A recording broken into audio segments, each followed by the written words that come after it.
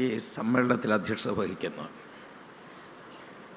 അഭിവന്ദ്യ ബാവത്തിരുമേനി, ഇവിടെ മുഖ്യാതിഥികളായി സംബന്ധിക്കുന്നത് നമ്മുടെ കേരള ഗവർണർ ആരിഫ് മുഹമ്മദ് ഖാൻജി, ബഹുമാന്യനായ ഗോവ ഗവർണർ, കേരള സമൂഹത്തിൻ്റെ ഏറ്റവും നല്ല പ്രിയ സുഹൃത്തായി നിൽക്കുന്ന ശ്രീ PS ശ്രീധരൻപിള്ള അവർ, സ്നേഹനിധികളായ മന്ത്രിമാർ, നമ്മളുടെ ശ്രീ BN വാസവൻ, ശ്രീമതി വീണ ജോർജ്, കേരള ചരിത്രത്തിലെ ഏറ്റവും സുപ്രധാനമായ ചരിത്രം രചിച്ചിട്ടുള്ള ശ്രീ ഉമ്മൻചാണ്ടിയുടെ മകൻ, ഞങ്ങളുടെ സഹോദരപുത്രൻ, കേരള നിയമസഭയിലെ ഏറ്റവും പ്രായം കുറഞ്ഞ MLA ശ്രീ ചാണ്ടി ഉമ്മൻ, മറ്റ് വേദിയിലുള്ള സഹോദരങ്ങളെ, സ്നേഹിതരെ, സുഹൃത്തുക്കളെ, സത്യത്തിൽ ഈ മഹാസമ്മേളനത്തിൻ്റെ അങ്ങേയറ്റം എനിക്ക് കാണാൻ കഴിയുന്നില്ല.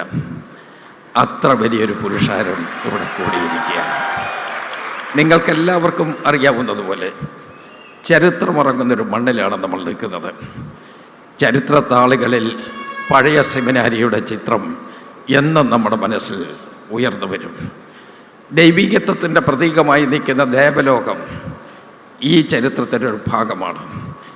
എപ്പോഴും പൊന്നിൻ കുരിശിനെക്കുറിച്ച് ആലോചിക്കുമ്പോൾ പുത്തരങ്ങാടി കുരിശിനെക്കുറിച്ചും കുരിശ് പള്ളിയെക്കുറിച്ചും ചിന്തിക്കാത്തവരില്ല. നമ്മൾ എന്നും ചേർത്ത് പിടിക്കുന്ന ചെറിയ പള്ളി എന്നും ആത്മാവിന് ആശ്വാസം നൽകുന്ന കേന്ദ്രമുണ്ട്.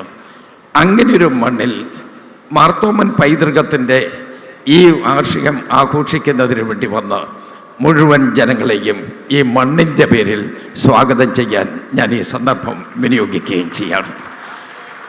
നിങ്ങൾക്കെല്ലാവർക്കും നല്ല ഭംഗിയായി മുന്നോട്ട് പോകാൻ കഴിയുന്ന ഈ നൗക നയിച്ചുകൊണ്ട് നീങ്ങുന്ന നമ്മളുടെ ബാബ തിരുമേനി ഇന്ന് ശ്രദ്ധ കേന്ദ്രീകരിച്ചിരിക്കുന്ന കാര്യങ്ങളെക്കുറിച്ച് ഞാൻ പറയേണ്ടതില്ല.